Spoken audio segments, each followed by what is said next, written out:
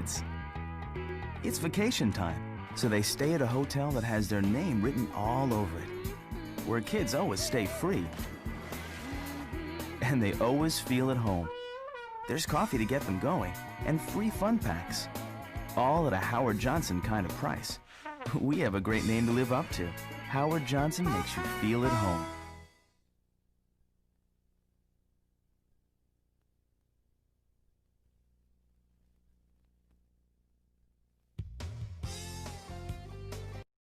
As I look out in the audience, I realize that some of you may even remember Howard Johnson's restaurants. How many of you remember Howard Johnson's restaurants?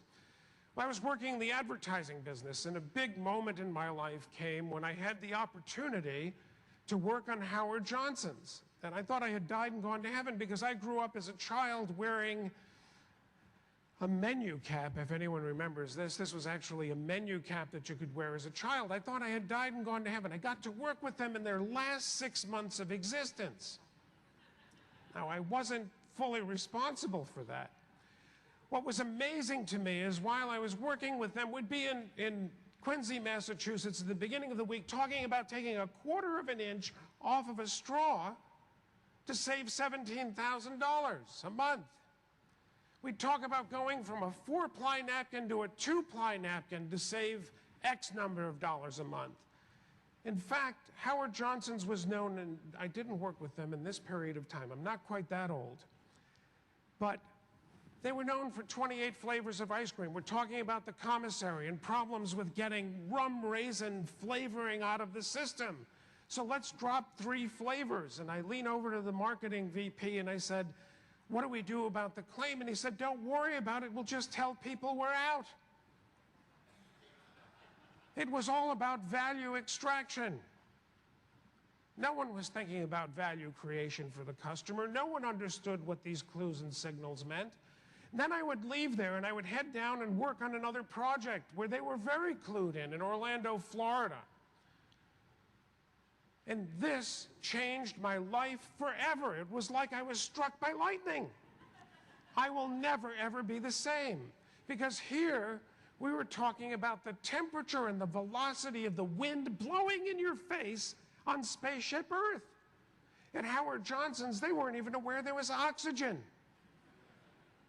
Talking about the temperature that an ice cream bar should be kept at, because when it melts in your hand, it feels horrible.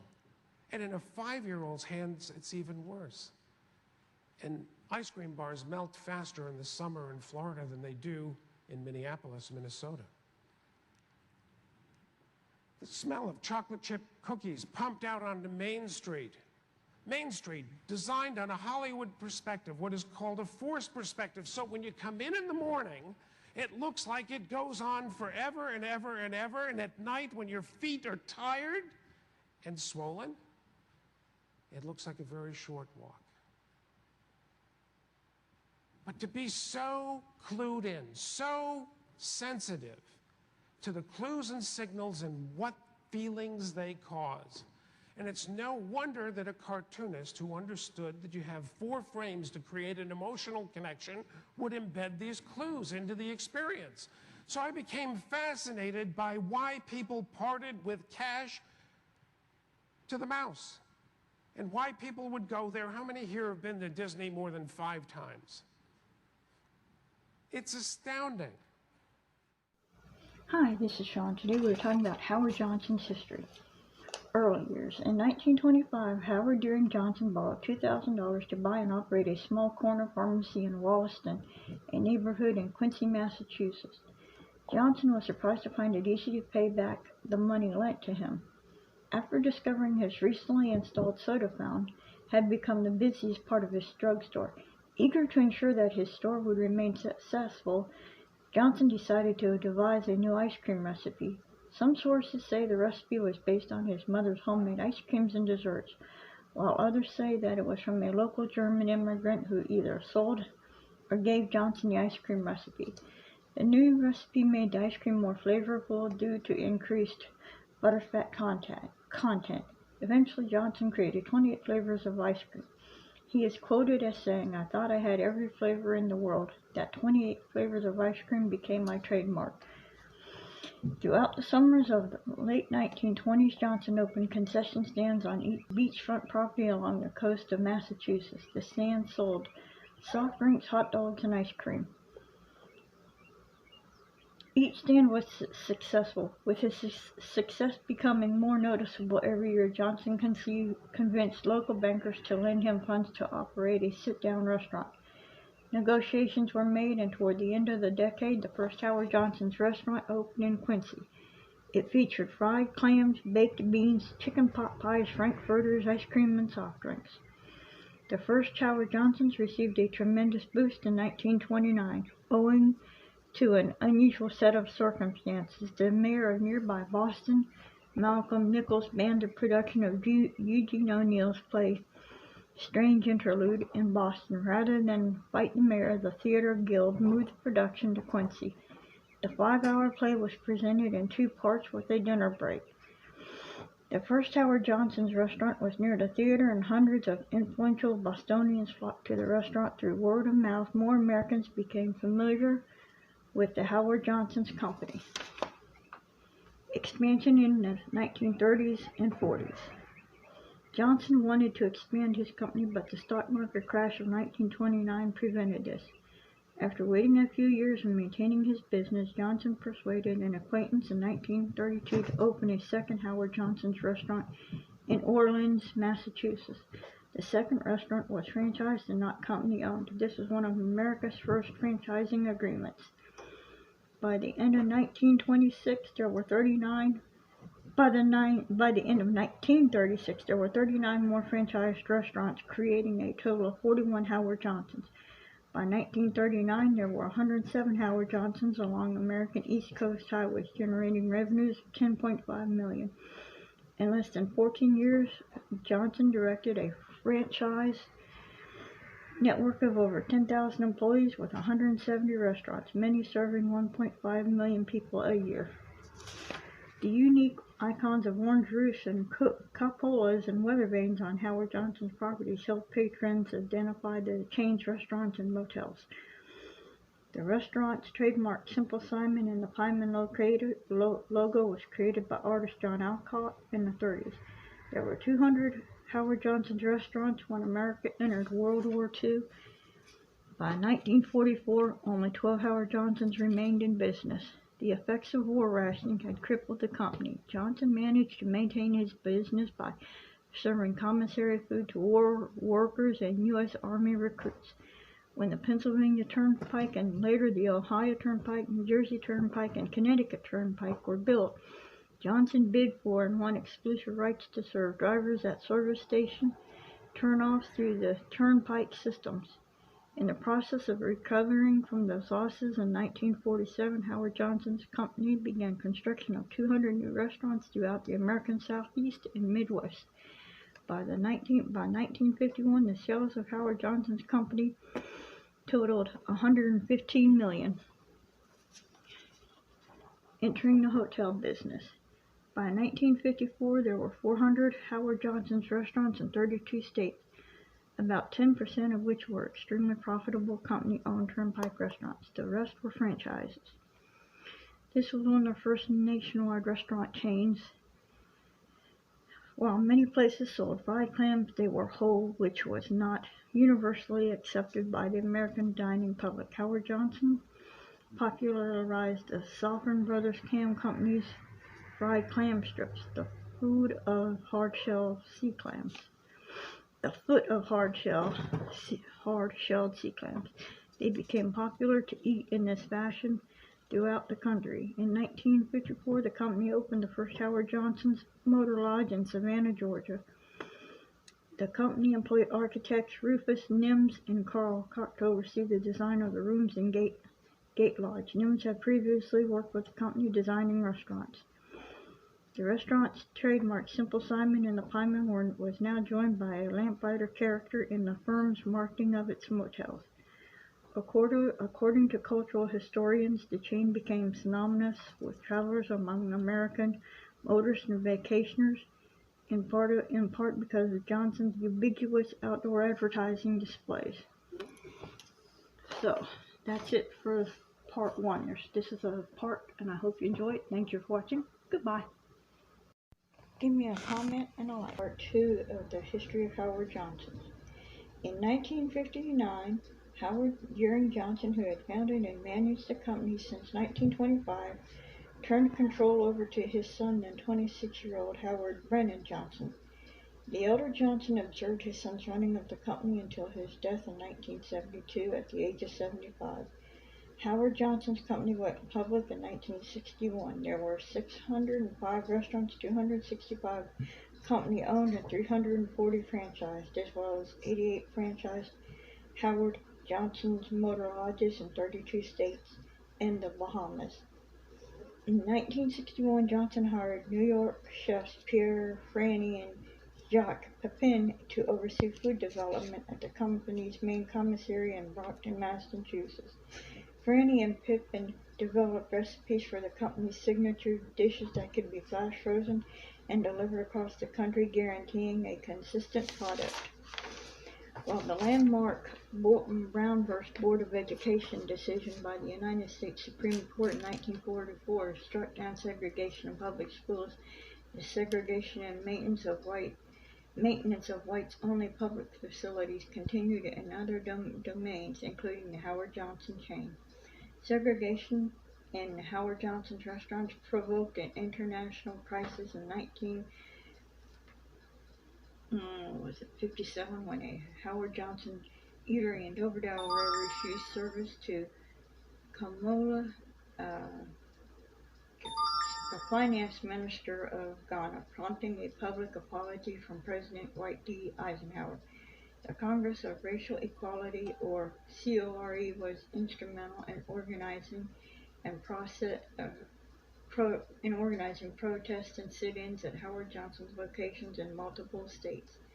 The city of Durham, including the Howard Johnson's restaurant on Chapel Hill Boulevard, culminating in multiple protests on 18th to the 20th May 1963, resulting in mass arrests as well as an eventual rapprochement with the city government. Future Senator and presidential candidate Bernie Sanders, while a student at the University of Chicago in 1962, helped organize picketing of a Howard Johnson's location in Cicero, Illinois during his time as student activist for CORE. Okay, that concludes our part 2 of the history of Howard Johnson's. Thank you for watching. Have a great day. Goodbye. There's a place in Lake George, New York, where the past is a thing of the present. That's the original roof? That is the original orange roof, yes it is. And you have the weather vane up there still. Yeah.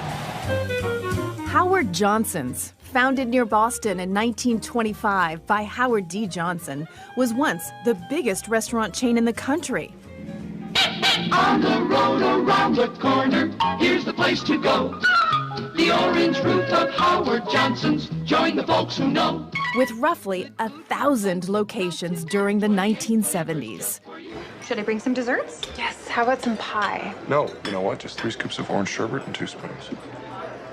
The sherbet and the ice cream were staples for so many Americans growing up in the Mad Men era. Welcome to Howard Johnson's. And even younger ones, too.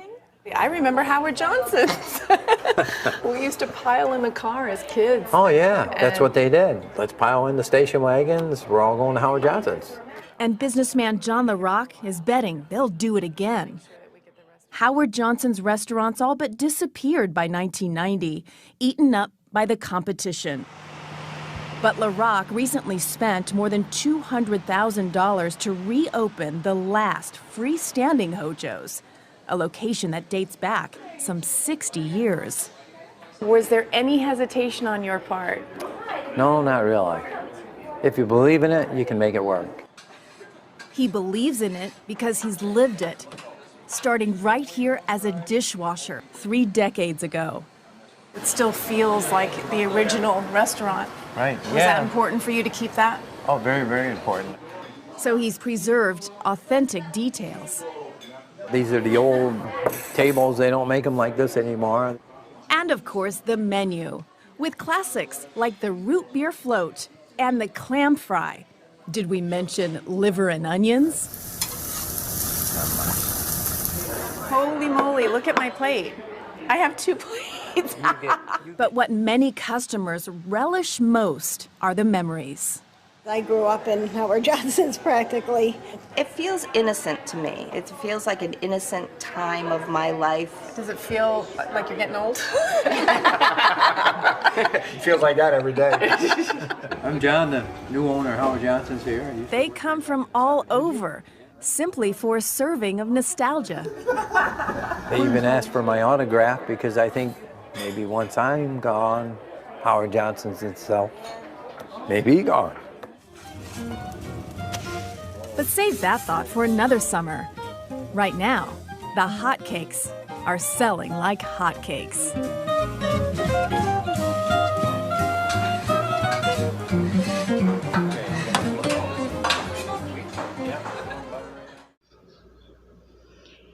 In the 1930s, H.D. Johnson bought the Wayland Red Coach Grill and used it as the model for a new concept, a more upscale steakhouse restaurant chain called Red Coach Grills. While they had some success, they were not sufficiently profitable. Eventually, the last 15 Red Coach Grills were sold in 1983 to a company executive who closed them. In 1969, Johnson again tried a new restaurant concept, Ground Round. It was successful. Though not a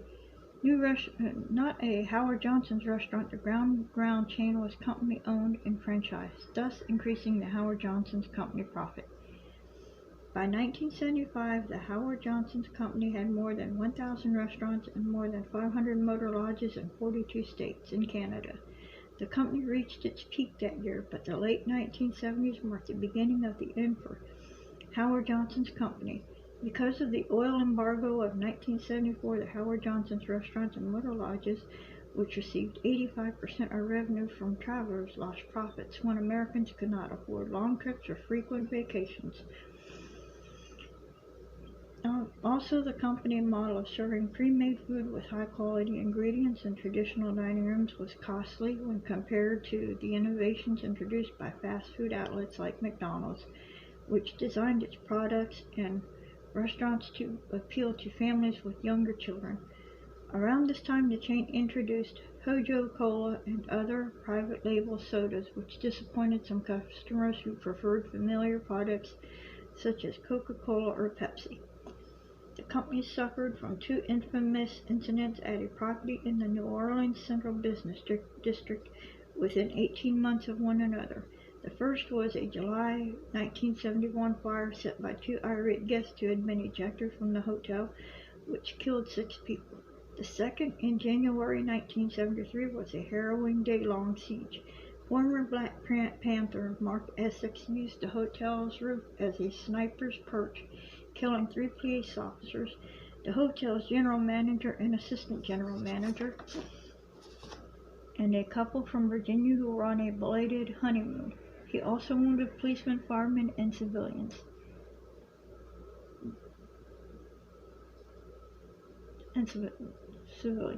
Then, in Jericho, New York, on November 8, 1974, singer-actress Connie Francis was raped at the Jericho Turnpike, Howard Johnson's lodge. She sued the motor chain for their lapse in security and won a judgment of $2.5 million, one of the largest such judgments at that time, leading to a reform in hotel security.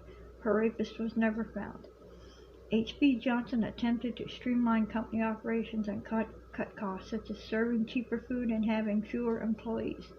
This strategy was unsuccessful because patrons compared this new era of Howard Johnson's restaurants and motor lodges unfavorably to the services they had previously come to know. In a further effort to make the company more successful and profitable, Johnson created other concepts such as Hojo's campgrounds and 3-penny inns for lodging, as well as deli, baker, ice cream maker, and chats for restaurants. All of these concepts failed, furthering the company's demise. In the late 1990s, the Howard Johnson's Candy Factory and executive offices in Wollaston were purchased and renovated by the Eastern Nazarene College to form the Adams Executive Center. Changes in ownership. In 1979, Johnson accepted an acquisition bid of more than $630 million from Imperial Group plc of London, England. Imperial obtained 1,040 restaurants, 75% company-owned, 25% franchise, and 520 motor lodges, 75% franchise, 25% company-owned. In 1981, Imperial recruited G. Michael Hostage, then CEO of Continental Baking Company and formerly Executive Vice President of Marriott Corporation, to replace Johnson as CEO. After 4 years, despite progress in a turnaround, Imperial reversed course and sold the company, having declined to entertain Hostage's proposal to lead a leveraged buyout. Imperial employed Goldman Sachs, who, with Hostage's assistance, sold the company to Marriott in 1986. In a contemptuous transaction, Marriott sold the Motor Lodge business and the Howard Johnson trademark to Prime Motor Inns, a New Jersey company. So thank you for watching. Have a great day. Enjoy the video. Hi, I'm as I'm new to this, I'm trying to switch up my, readjust my YouTube channels to doing mostly these type of vlogs and different vlogs rather than do the other thing.